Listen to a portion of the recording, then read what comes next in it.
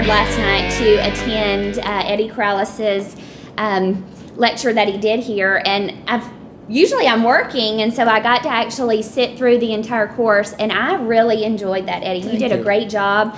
The energy here with all the doctors was awesome, and just seeing what it is that you actually do. So tell us a little bit about CAD Smiles, which is your business you have, and explain to us what you do with that. Awesome. Well, CAD Smiles is a service that I've been providing for about 9 years, and it consists of me going into a dental office and doing a smile in one day. The patient comes in the morning, the doctor preps the case. I design, mill, stain and glaze, cut back in layers sometimes, glaze the entire case, and then we cement it in the afternoon. That is the short version of what the service is. Yeah. Now in the last few years, it has evolved into this whole treatment plan, which is what I showed you guys yesterday. It was awesome. With emotional mock-ups and stuff like that, so I can actually show the patient ahead of time what the case is going to look like. So it really is it's a beautiful service because it is predictable. We know exactly where we're going with the case, and the patient is not surprised. Because one of the things that happens, as you know, doing this kind of work as well, is that the patients think they know what a smile looks like. Right? Yeah. So then we have the challenge that when we try these veneers or these crowns, they're surprised. They look in the mirror and they may look great, but it also may look very shocking. Right. So I kind of take that part away on the process because I present them with the case ahead of time. Right. Via photos, via videos, mock-ups and stuff like that. So it's very predictable, and it's actually a very fun day. It really was, and the emotion that came from that, watching our patient last night, was, it was just really cool to see, because he knew right then, looking at himself for the first time, he knew what he was going to have, and to just see the look on his face, and there wasn't any, he was surprised then, but when he comes back to get, or gets the actual restorations, there's no surprises. He knew what he was going to look like, and, it was really neat to the mock-up. The mock-up is very unique. It's called emotional mock-up. Emotional dentistry is that emotional connection that you have with the treatment plan. But there's different ways of doing this, right? We're used to using photos of other patients to show our new patient and say, this is the work that I've done, good enough. Then there's other ways where you can do a Photoshop job, where you can do before and after, good enough. There's also the technique of showing a diagnostic wax-up, which I think that's ridiculous, because the diagnostic wax-up does not tell the whole story. Right. So you can have a laboratory produce a diagnostic wax-up that looks gorgeous to our eyes, because we're teeth nerds, right?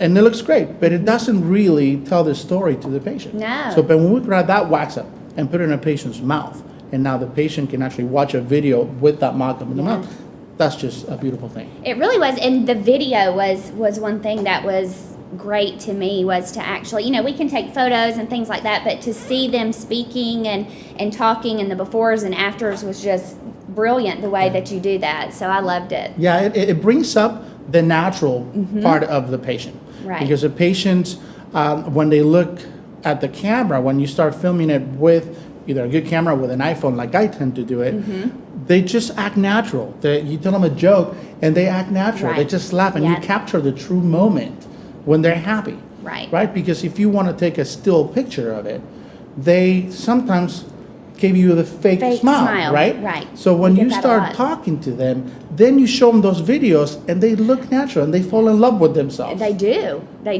If someone wanted to get involved in your service and have you come in, how would they go about doing that? Cool. Yeah, I made it very simple. The website says it all. The website is samedaysmiles.com, and there you'll find all the information needed. The website is actually made for patients to find my dentist that I've already worked with. But by just clicking on one tab that says for doctors, doctors can find all the information needed, from a lab slip to prices, obviously. But the most important part is the calendar. I get booked up a month to 2 months in advance. So what happens many times, you have a patient that's really interested in the smile and making the smile makeover, and you're very hot and you want to just schedule that patient. And what happens is, Eddie can do it on that day. And so the patient say, in 2 weeks I'll be here. And then you'll try to call me, and I'll be busy. Right. I'll Right. probably have another case. So my calendar, I always suggest you have my calendar in your desktop, and as you have your patient sitting there, just look at my calendar, look for the available day, and you just text me, Eddie, I want to smile that day. And then what happens, I get it on my phone, I put it on my schedule, right? And then I'll fly into your city, I'll drive to your city. I bring my stuff, which is really consists on very small stuff, maybe a small handpiece, my light, my stained glaze, burrs and stuff like that. I set up in your office, and we just go about it. We just do the entire case. So I keep things very, very simple. Yeah. Tell us a little bit about what a typical day looks like whenever you come into the office. Yeah. Well, my job, besides having to deliver a beautiful smile to the patient and having control of the final product, is also taking the stress out of the equation. You know that a lot of CEREC doctors or CADCAM dentists will attempt to do it themselves, and it's fine as long as you do a good job. I totally support it because a smile is very, very important to patients, and if you can pull it off, do it. But there is a stress factor there. There's a stress factor that the patient is going to feel. Right? Patients are no dummies. They know when the doctor is struggling with the software, or struggling with the ceramics, or struggling with a staff member, or struggling with an instrument. And that is absorbed, and things don't go as smooth as you want it sometimes. So my job is to have the doctor not feel any stress, or the staff. So I keep everything very fresh, very going. I want the doctor to just really prep and cement. I go from the scanning all the way to the giving them the tray with the restorations, all done, so the doctor does not have any stress. And that's also contagious to the patient. Right. Because then the patient feels very comfortable, feels like we really know what we're doing, which we do, but they feel comfortable. The two professionals are working together as smile designers, and the work is amazing.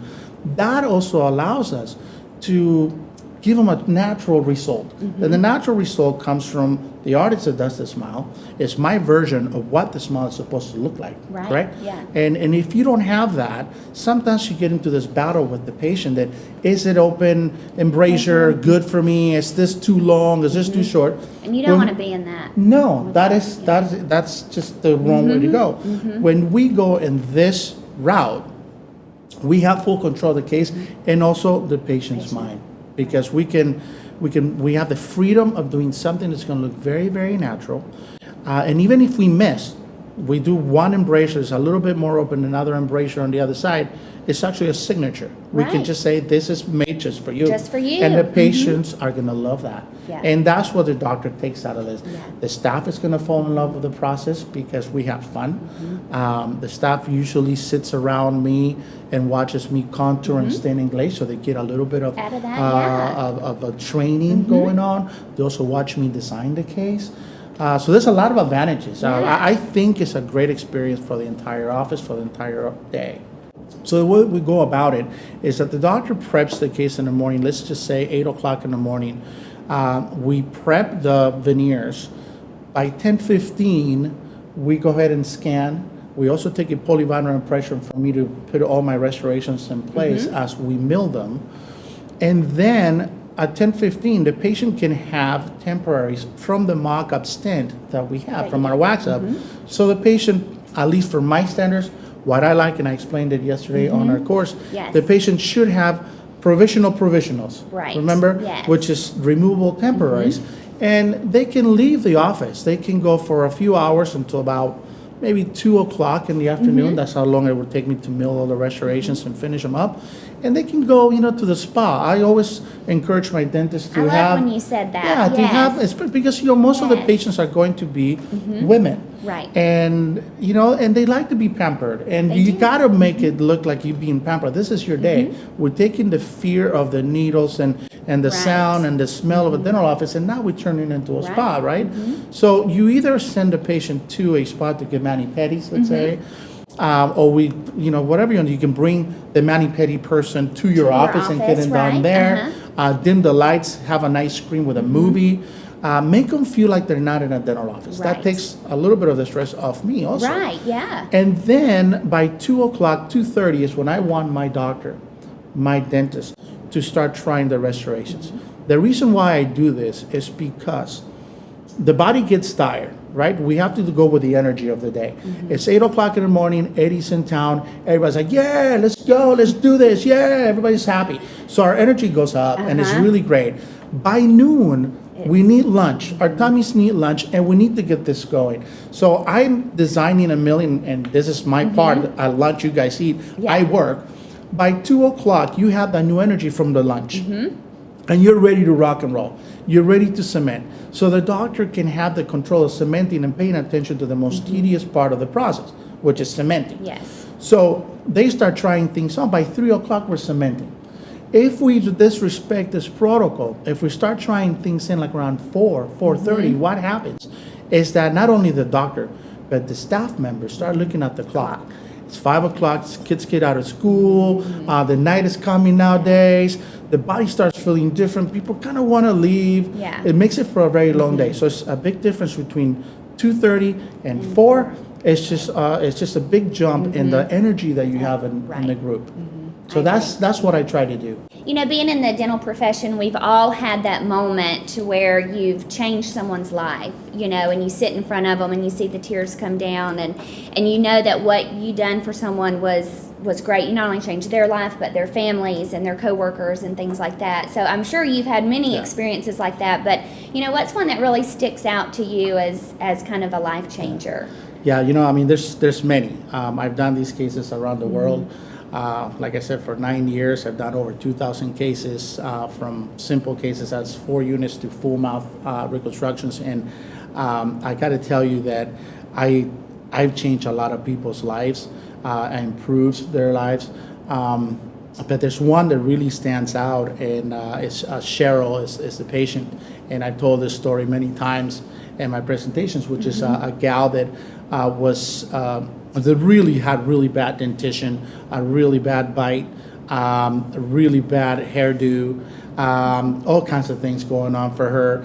And she was married to a young man. And anyhow, we got all the photos and everything. We did the process, and you know, the case turned out great. It was really hard to get her to smile to take our photos because she was so insecure about her smile. It was very painful to see her, and we knew it was going to turn out good, but we didn't know what this was going to happen, which is what I'm going to tell you. We finished the case. She ended up being very, very outgoing months later, and she ended up divorcing her husband, right? And people will laugh at this. And they go, oh my God, you know, I created a monster. But no, I see her 2 years later or 3 years later, and she comes to my lab and says, you know, walks in and gives me a hug and says hi to me because she had, you know, her hygiene appointment. And I said, well, what's going on? You know, what brought you in here to give me this hug? And she says to me, you know, I just want to come here and tell you that, you know, you gave me the confidence through this smile, enough confidence to leave a man that was abusing me not only mentally but physically for many years of marriage. And now I'm married to the man of my life, and this is my son. And it was a 2.5-year-old little boy. And it was just, I mean, it brings tears to my eyes today. Because you change people's lives, and I mean, that's just one example. Right. And I know that by changing her life, I changed her mom's life, probably her sister's life, and everybody that works around her, because they probably knew what kind of lifestyle. And now you see her, and she's just a shining star. And that's, you see that a lot. And you know what it brings to their life is awesome, and that has to make you feel good that you can, what you can do for someone, and it's just a great thing that we do every day. I think that you and I will agree that a smile is probably the most important feature in a patient's body, right? Because you walk into a room and you can really change the mood of that room. A simple good morning with a smile in an elevator can change everybody's vibe going to work in that elevator that day, just by presenting a nice, beautiful, confident smile.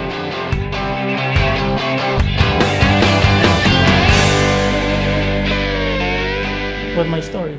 I see your eyes. Or maybe you're hungover. No, Texans don't cry.